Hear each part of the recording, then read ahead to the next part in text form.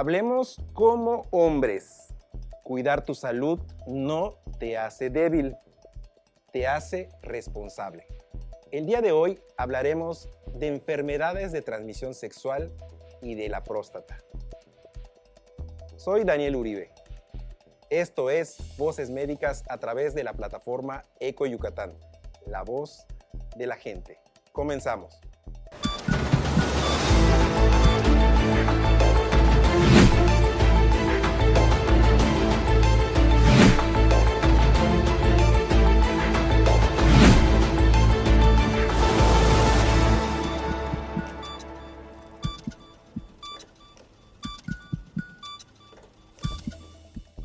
Hola, ¿cómo está? El día de hoy tenemos el gusto de contar con el doctor Rodrigo Manríquez Buelna, quien es urólogo y que hizo el favor de acompañarnos. Doctor, bienvenido a Voces Médicas.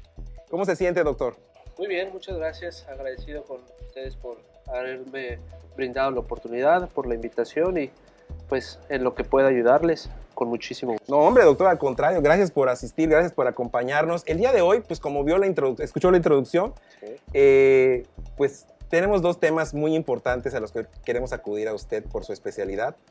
Como usted sabe, en Voces Médicas lo que queremos hacer es informar a la gente que aprenda y además cuando tengan este tipo de enfermedades, ¿con quién debo acudir, no? Claro. Y pues bueno, me gustaría, doctor, empezar una primera parte de esta entrevista a hablar de lo principal que son las enfermedades de transmisión sexual, puntualmente en los hombres. Y como sabemos, platicamos antes, doctor, se acuerda que platicábamos hace un ratito, que la importancia del hombre es la responsabilidad de cuidarse, porque siempre, si hay una pareja, pues muchas de las enfermedades de transmisión sexual, pues algunas se ven, otras no se ven. Entonces nos gustaría, doctor, que primero empezáramos a hablar de esa parte. ¿Cuáles son las enfermedades de transmisión sexual más comunes por las cuales acuden a consultar con usted? Muy bien. Lo primero y lo principal es aterrizar el concepto de que el urólogo atiende a los hombres. Hay una especialidad, se llama ginecología, que se encarga de revisar a las mujeres. Entonces, desde el principio saber que si alguien va a un urólogo, algún integrante de la pareja, es el hombre. Y el hombre es el que va a recibir la atención. El hombre, la responsabilidad que tiene es de revisarse. No necesitamos ir de manera periódica y no necesitamos ir cada 6 meses, cada año, sino necesitamos ir cada vez que veamos algo raro en nuestros genitales. ¿Vale? Ahora, ¿qué es lo más común? Generalmente el paciente que tiene una enfermedad de transmisión sexual, obviamente los hombres, se presenta en la consulta con una verruga, con una úlcera o un fogaje, como le dicen, con una ampolla, una cortada que no sana o alguna secreción por donde orina. Estos generalmente son los signos más tempranos y los más comunes de una enfermedad de transmisión sexual. Estos definitivamente deben de ser revisados por un urólogo en consulta. Ya ponerle nombre y saber qué enfermedad de transmisión sexual, pues es definitivamente responsabilidad de cada uno. Las más comunes son definitivamente los condilomas o las verrugas por virus de papiloma humano, herpes genital, sífilis, gonorrea, clamidia y no tan común, pero sí definitivamente sigue siendo algo que seguimos viendo, pues las enfermedades de tipo parasitarias, o sea, las famosísimas liendres. ¿Así? Sí. Todavía. Sí. Oiga, doctor, y en el sentido estricto, ese tipo de patologías, enfermedades, ¿cuál es el procedimiento? ¿Qué es lo que normalmente se hace? Por ejemplo, en el caso de lo que usted comentaba al inicio, los condilomas, todo lo que tenga que ver con BPH, ¿cómo se atiende? ¿Cómo se trata? ¿Cuál es lo que tiene que hacer un paciente o lo que usted hace con el paciente para tratar de curarlo, ¿no? Por así decirlo. Ok, aquí es importante siempre aterrizar las expectativas, ¿verdad? De la consulta y del tratamiento. Cuando un paciente llega, por ejemplo, con el diagnóstico de virus de papiloma humano porque tiene una verruga, el tratamiento va 100% enfocado a eliminar la verruga porque es contagiosa.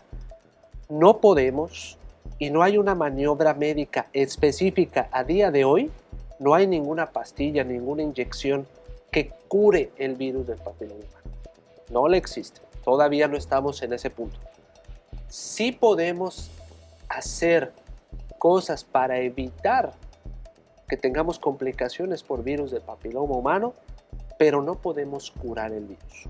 Una vez que se adquiere y que se manifiesta en nuestro cuerpo, es nuestra responsabilidad eliminar las lesiones, porque estas pueden ser contagiosas y son definitivamente contagiosas para la pareja. Pero de eso a nosotros transmitir la información de que podemos curar y erradicar el virus de su cuerpo es completamente falso, ¿verdad? Eso es muy importante que el auditorio lo sepa, porque esta es una de las enfermedades que no tienen cura todavía. Lo que sí hay, doctor, me mencionaba también hace rato que hay unas vacunas, ¿no? ¿También los hombres se pueden vacunar? Claro, definitivamente todos debemos de vacunarnos. Lo ideal es que todo mundo, en el momento en el que pueda, tenga su vacuna. Por regla, esta vacuna debe de ser administrada entre los 9 y los 11 años. O sea, cuando somos niños y cuando todavía no hemos iniciado vida sexual activa, que es cuando realmente podemos prevenir el tener una infección. Como adultos sigue siendo útil, debemos de aplicarla siempre que podamos y siempre que se tenga la posibilidad, claro, pero cuando nosotros presentamos una infección o una manifestación por infección por virus de papiloma humano, ponerse la vacuna no cura el virus, no lo elimina. ¿Qué es lo que hace? Evitar, en el contexto claro de los hombres, que se adquieran otras cepas por medio de la actividad sexual. Pero tener el virus o tener una infección y ponerse la vacuna no significa que nos estamos curando de ese virus. Es simplemente prevenir que adquiramos otros tipos. Por ser claros, por ejemplo, llega un paciente con cierta cepa, por así decirlo, y usted le manda a vacunar, evidentemente, nomás para quedar claros, esa vacuna no le va a ayudar aunque esté protegido de esa cepa porque ya está enfermo, ¿no? Exactamente, pero sí lo va a proteger de otras cepas si él tiene otra vez actividad sexual arriesgada. Porque también esa es una situación, ¿no? Lo importante aquí, y mencionaba usted hace rato platicando conmigo, la importancia de los preservativos, ¿no? Por ejemplo, o barreras, como le llaman ustedes estos médicos, para evitar que aquí, por eso es importante decir eso, hay que ser responsables porque es la salud sexual de un hombre, pero a final de cuentas, doctor, puedes contagiar a tu pareja, ¿no? Exactamente. ¿Qué es lo que pasa con el virus del papiloma humano? En el hombre, por regla general, o somos portadores o tenemos verrugas. Sí existe el cáncer por virus de papiloma humano en el hombre, pero realmente son cuestiones muy raras y que están restringidas a cierto tipo de población, generalmente hombres que tienen sexo con hombres, hombres con VIH o hombres con alguna otra enfermedad debilitante que los condiciona a tener infecciones mucho más fuertes por este tipo de virus, además del tipo de actividad sexual que tienen los hombres, ¿verdad? Cuando tienen sexo con hombres. Pero por regla general, el hombre puede ser o portador o tener verrugas. Es muy poco común, es muy raro que un hombre tenga cáncer por virus de papiloma humano. ¿Por qué? Porque no tenemos cervix y útero como las mujeres. Ellas realmente en este contexto se llevan la peor parte. Ojo, esto no nos exime a los hombres de que no tengamos que cuidarnos. El hecho de que vayamos a tener muy poco riesgo de tener una complicación de cáncer por virus de papiloma humano no nos exime de que no tengamos que cuidarnos y sobre todo cuidar a nuestra pareja. ¿Cómo se cuida uno? Teniendo actividad sexual con un método de protección de barrera. Y lo más importante, tener actividad sexual solo con tu pareja, ¿no? A final de cuentas, eso es lo más seguro. Oiga, doctor, y pues eso es muy importante, ¿no? Porque a final de cuentas, como usted menciona, la responsabilidad está en que pues es muy difícil que el hombre, o sea, sus pacientes hombres, como dice usted, se vayan a morir por el VIH, pero sí puede pasar que en la mujer, o sea, tú llegas, aparentemente no tienes síntomas, tú sí puedes matar a tu pareja, de alguna forma. Sí, viéndolo de esa manera, sí, directamente ¿verdad? Sí, uno puede contagiar a su pareja con el virus que eventualmente le va a producir un cáncer, definitivo. Es por eso que la mujer, independientemente de lo que el hombre haga, o independientemente del número de parejas sexuales que haya tenido, o independientemente de la situación, sea casada, soltera, o sea, en la que viva, tiene que hacer su seguimiento, tiene que hacer su Papá Nicolau. Pero esto definitivamente es un área completamente ajena a un servidor, ¿verdad? Claro, sí, claro, doctor. Cuando llegan estos casos y llegan en pareja, que siempre es muy útil que vaya la pareja para poder hacer llegar esta información de manera más clara, pues al hombre se le trata y como sugerencia, si es que la pareja no ya lo sabe, es referirlo al ginecólogo. Y el ginecólogo es el especialista que sabrá llevar el seguimiento, la prevención, el diagnóstico, todo lo que la mujer requiera. ¿Vale? Es mucho más fácil siempre derivar con el especialista que corresponde a cada uno. Si bien en la consulta suelen surgir muchas dudas de la mujer, porque obviamente es un contacto directo del hombre que está afectado, estaría yo cometiendo un error dando recomendaciones, tratamientos o hablando específicamente de la mujer, porque no es mi área de especialización. Claro, oiga, doctor, y vamos a ampliar un poquito más esta parte de las enfermedades de transmisión sexual. ¿Podría usted platicarnos? Digo, no se trata de que aquí la gente pues diga, tengo esto, tengo lo otro, ya me voy hay que ir con el urólogo. Pero, por ejemplo, ¿cuáles son los síntomas o signos más comunes, por ejemplo, en la sífilis, en la gonorrea, pues para saber, ¿no? Para saber en un momento dado cómo se identifican. Bueno, esto es un tema muy visual. Entonces, lo primero y lo que debe de hacer cada hombre es conocer sus genitales para saber qué es normal y qué no es normal. Cada enfermedad de transmisión sexual tiene una marca específica que deja en el cuerpo. Es por eso que cuando sale algo que no es normal, es responsabilidad de un servidor y de cualquier otro urólogo poder determinar qué tipo de lesiones y a qué enfermedad de transmisión sexual corresponde. ¿Vale? A grosso modo, o en términos generales, una verruga se asocia a virus de papiloma humano. Una úlcera o un fogaje generalmente se asocia a sífilis. Ampollas generalmente se asocian a herpes. Secreción a través de donde hacemos pipí, o sea, por la uretra, que puede ser pus o puede ser un aspecto un poquito más claro, como si fuera baba, ¿vale? Generalmente se asocian a clamidia y gonorrea, ¿vale? Estas son las enfermedades más comunes que uno puede identificar únicamente con revisarse. No diagnosticarlas, ¿verdad? Identificar focos rojos y si uno los ve, pues claramente presentarse con el especialista correspondiente. Doctor, yo digo, no sabía esta parte. Herpes es un virus totalmente diferente al virus de papiloma humano. Completamente y son distinto. Diferentes. Los condilomas son diferentes o las verrugas, como dice usted, Sí. a las que son úlceras, ¿no? Así es. Úlceras. Las Okay. úlceras herpéticas. Okay. ¿Qué pasa? El condiloma es el nombre que recibe la verruga por virus de papiloma humano. Es una verruga genital, pero como sabemos específicamente que es por virus de papiloma humano, se le llama condiloma. Condiloma es decir, verruga por virus de papiloma humano, la cual es distinta a la úlcera por herpes. ¿Y la úlcera por herpes, doctor, se puede tratar también de alguna manera? ¿Hay que extirparla, hay que quitarla? No, el tratamiento es con antivirales. Antivirales, ¿ok? Como estamos también hablando de un virus, hay antivirales específicos para virus del herpes. Tampoco se cura. Se limita el brote y esto hace que la úlcera desaparezca. Cuando esto sucede, cuando la úlcera aparece, es cuando tenemos la posibilidad nosotros de infectar a nuestra pareja. Entonces, cuando existe la úlcera, es momento inmediato de ir al urólogo. Característicamente esta úlcera arde o duele.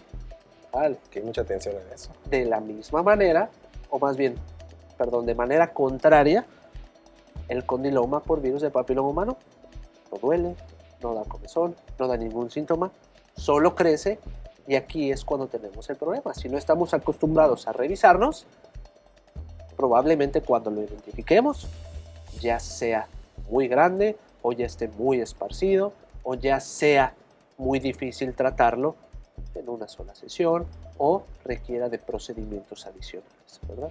Pues doctor, creo que estamos ya mucho más claros en la parte de esta de las enfermedades de transmisión sexual, que son las más comunes. Me imagino que también debe haber algunas otras más, ¿no?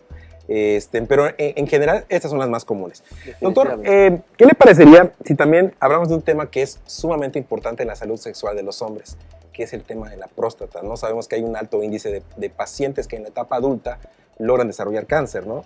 Y bueno, hay muchos mitos, se habla mucho alrededor, pero quisiéramos primero pasar preguntas de mitos, ¿no? O sea, sobre los mitos. Doctor, necesariamente para hacerse la prueba de la próstata, ¿cómo le llaman a esto de hacerse que no tengas ningún problema con la próstata? ¿Tiene que haber auscultación rectal? ¿Tiene que haber tacto rectal? Tacto rectal. Muy bien. Es importante y para esto quiero aprovechar a mencionar que la próstata es un órgano que comienza a dar una serie de problemas o situaciones relacionadas con la edad. ¿Qué quiere decir esto? Que prácticamente todos los hombres vamos a estar expuestos a este riesgo pasada cierta edad. ¿De qué edad hablamos? A partir de los 45 años, okay, la próstata crece y tiene riesgo de desarrollar cáncer, ¿verdad? Son cosas completamente distintas. No tienen que ir forzosamente juntas. Y una no depende de la otra. ¿Vale? Okay. ¿Qué quiere decir esto? Que puede haber un hombre con una próstata grande y no tener cáncer. Puede haber un hombre con la próstata muy grande y tener cáncer. Y puede haber un hombre con una próstata pequeñita y no tener cáncer. No son enfermedades que dependan una de otra. Por eso el urólogo tiene que evaluar ambas cosas en la consulta. En el tema específico del tacto rectal, lo que estamos haciendo es el protocolo de detección oportuna de cáncer de próstata. Tocamos la próstata para sentir algún tumor, alguna induración, no para saber si está grande, no para saber qué tamaño tiene, es para tocar algún sitio de induración que sea sospechoso y me diga, este hombre puede estar teniendo cáncer. Okay. Esto se hacía previamente, ¿verdad? Hoy en día no es algo que todas las personas necesiten, ni que sea aplicable para todas las personas. No quiere decir que no se siga haciendo y que no tenga una utilidad, pero ya no es algo que se le haga absolutamente todos los hombres. Hoy en día lo que todos los hombres necesitan forzosamente para evaluar el riesgo de que tengan cáncer es el antígeno prostático específico, que es el famoso estudio en sangre, ¿verdad? Dependiendo del nivel de este estudio, es el riesgo de que ese hombre esté teniendo cáncer de próstata. Ya, eso es un factor, o sea, hay cierta medición que te puedes decir si ya es... ¿Cuál es el riesgo, verdad? Y dependiendo del riesgo, entonces ya nosotros tomamos decisiones. Entonces, para quedar claros, doctor, a partir de los 45 años se recomienda hacerse una prueba de antígeno prostático específico. Importante, ojo, porque además de la edad, hay un factor de riesgo adicional para padecer cáncer de próstata y es genético. Si tu papá, si tu abuelo, si tu hermano, algún familiar de primera línea falleció por cáncer de próstata, entonces hay que iniciar con estos estudios a los 45 años. Okay. Si no, iniciamos a los 50. A los 50. Exactamente. A los 50 todos los hombres ya debemos de tener mínimo un antígeno prostático. ¿Cada cuánto, doctor? ¿Cada cuánto tiempo se recomienda? Mínimo tenemos que ir una vez con un antígeno y dependiendo del nivel del antígeno es cada cuánto lo tenemos que hacer. Si cada año, si cada 2 años, dependiendo del nivel inicial es como nosotros tomamos decisiones. Antes decíamos cada 6 meses, antes decíamos cada año, pero cada vez estamos teniendo más conocimiento de esta enfermedad y podemos dar seguimientos más personalizados y no tener al paciente tantas veces en el consultorio sin que realmente haya un beneficio para estar ahí. Doctor, los factores más comunes, como dice usted, es la genética y la edad. ¿Y algún otro adicional, alimentación? Porque se ha escuchado, fíjense que estaba revisando sobre este tema y también hay algunos estudios, no sé qué tan serios sean, que hablan de que un hombre en promedio en su edad sexual que tenga 21 eyaculaciones al mes, como mínimo, puede protegerse la próstata. ¿Eso es real? ¿O qué se sabe de eso, doctor? Bueno, este es un estudio no controversial, pero cuando se analiza realmente, emitir una recomendación de que eyacular mínimo 21 veces al mes, porque así es como está establecido en este estudio, va a evitar que tengamos cáncer de próstata, es un poquito ilógico, ¿verdad? ¿Qué es lo que sucede? ¿Qué es lo que sucede? En este estudio, lo que se revisó de manera específica era, dependiendo del nivel de eyaculaciones o del número de eyaculaciones que tenía la persona al mes, asociaban en otro punto específico si esa misma persona tenía cáncer. ¿Qué fue lo que hicieron?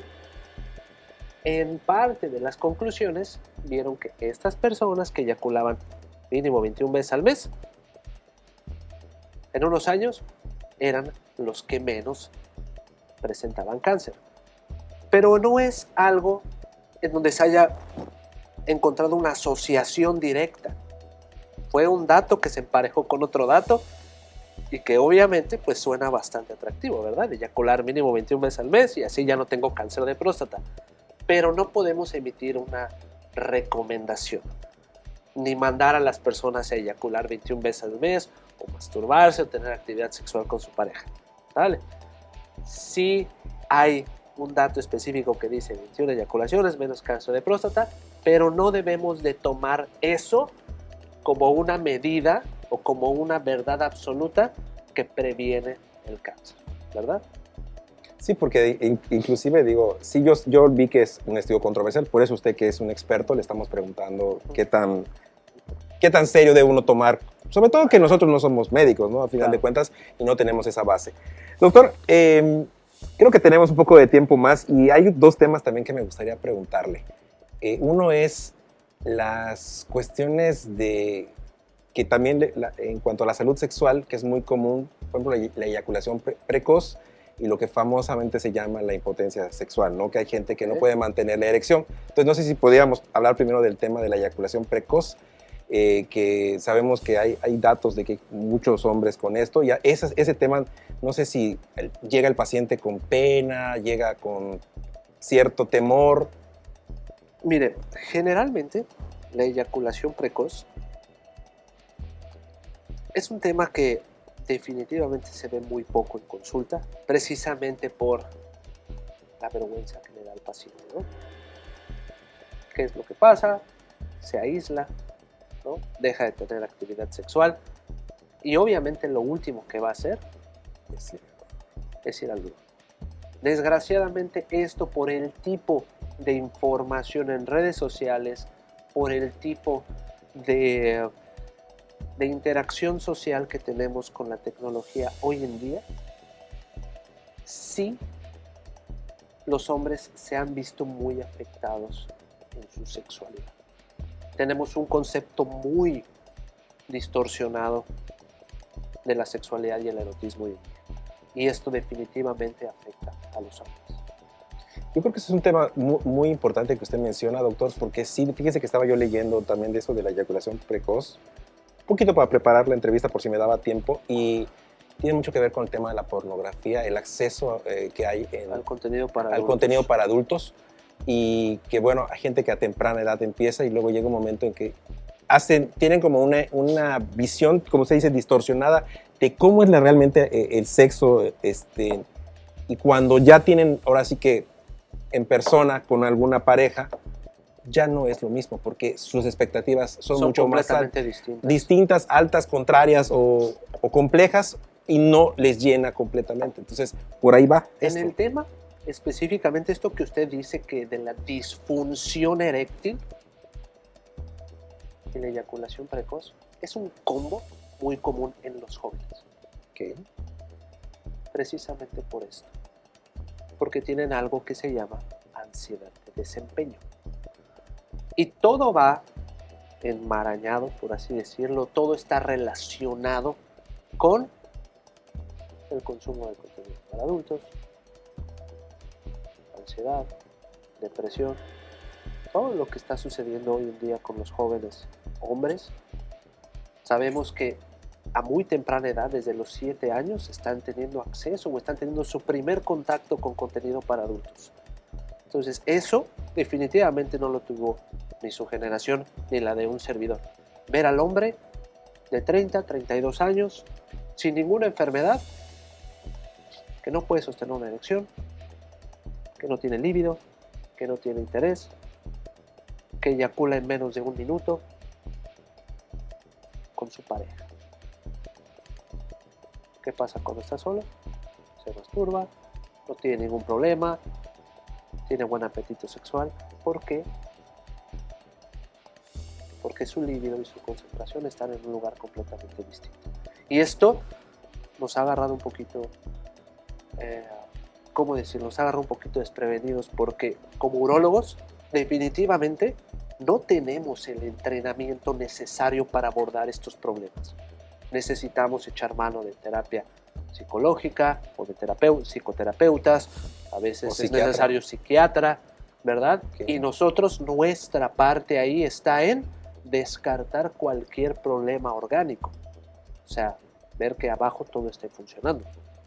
Pero la erección no es nada más que el pene funcione, es tener líbido, tener apetito sexual, estar dispuesto a tener actividad sexual. No es apretar un botón y que tengamos una erección, es mucho más complejo que eso. Y estamos hoy en día tan sujetos a información que afectan esta parte, que cada vez estamos viendo más número de trastornos de la eyaculación y de la erección. Cuando se ve un paciente así, abordarlo como un problema urológico, como se abordaría a un hombre con disfunción eréctil por diabetes, por la edad, por cualquier razón orgánica que sea, es abordarlo, diagnosticarlo y tratarlo erróneamente.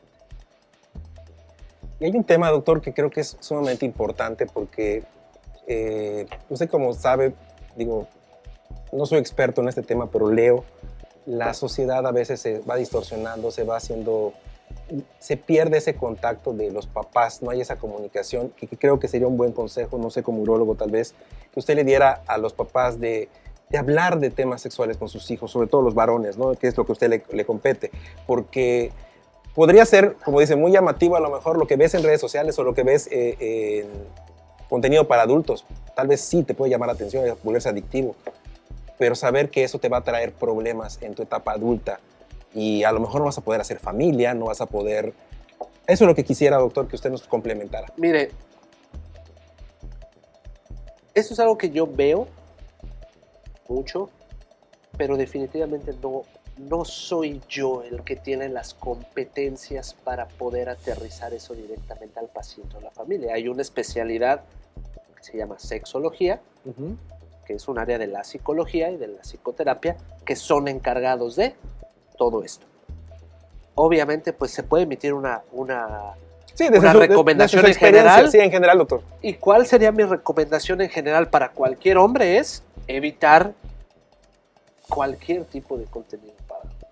O sea, en cualquier edad. En cualquier edad. Eso no es sano. No es ni medio normal. O sea, no es sano, y mucho menos el nivel que se consume hoy en día. Todos estamos expuestos. O sea, usted abre su celular, abre su Instagram y le va a ir para abajo 5 veces, y aunque tenga o no dirigido cierto algoritmo, algo que lo va a ir conduciendo a ello. Sí. Obviamente esto llega a captar la atención de los jóvenes y llega a ser algo muy detrimental para su salud sexual. Y si bien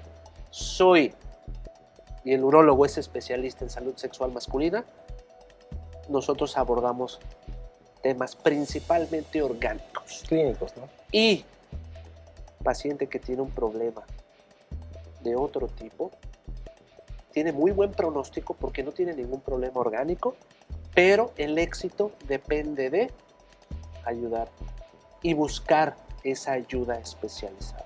¿Sí? Ya se vuelve multidisciplinario. Exactamente. Exactamente. Entonces, sí es importante que acudan al urólogo, pero lo que debe de hacer el urólogo es abordarlo en un contexto multidisciplinario. Pero lo que usted nos acaba de mencionar, doctor, es sumamente importante porque, bueno, de alguna manera siempre hemos escuchado que las recomendaciones son para los niños, para los adolescentes, pero el hecho de que usted dice que nadie en ninguna etapa de la vida debería de tener ese consumo, pues ojo, alerta, porque bueno, pues lo que acabamos de mencionar, todo lo que sea temas de disfunción eréctil, eyaculación precoz, se puede asociar en cualquier momento o en cualquier etapa de la vida. Sobre ojo todo con cuando eso. Somos jóvenes, sobre todo en hombres jóvenes. Hay problemas. Pero es como todo, se vuelve adicción, ¿no? Claro. El consumo va incrementándose y a lo mejor, digo, como todo, empieza como, por ejemplo, las drogas, ¿no? Empieza a escalar. Empieza a escalar y en este caso, pues también empieza a escalar el tipo de contenido que uno consume. la duración, la y frecuencia. La frecuencia, todo esto es sumamente importante. Doctor, la verdad es que estamos muy contentos, muy agradecidos con la información que nos está compartiendo. También nos gustaría, doctor, aquí en Voces Médicas, que usted comparta dónde podemos los señoritos y los señores ir a consultar con usted, en qué hospital trabaja o dónde está. Y también puede, doctor, mencionar sus redes sociales. Aquí estamos para usted. Bueno, muchas gracias. Yo estoy ubicado en el consultorio 911, en el Hospital Faro del Mayab, Cristos Muguerza. Y estoy en el consultorio 823, en Star Médica, de igual manera completamente a sus órdenes. Mis redes sociales, la más activa es en Instagram, es @urologomanriquez, y en Facebook me pueden encontrar como Dr. Rodrigo Manríquez, urólogo. Y ahí pues estamos dando mucha información y pues estamos siempre pendientes de sus dudas y en lo que podamos ayudar. Muy bien, doctor, ¿cómo se sintió? Bien, ¿Sí? bien, muy agradecido. No, al contrario, doctor, muchas gracias porque creo que ahora el público de Voces Médicas está más informado. Ahora ya saben para qué sirven los urólogos, eso que es sumamente importante. Y muchísimas gracias por acompañarnos en un capítulo más de Voces Médicas. Soy Daniel Uribe. Esta es Voces Médicas a través de la plataforma de Eco Yucatán. Recuerden que es la voz de la gente, o sea, de ustedes. Muchísimas gracias por su atención. Nos vemos en el próximo capítulo.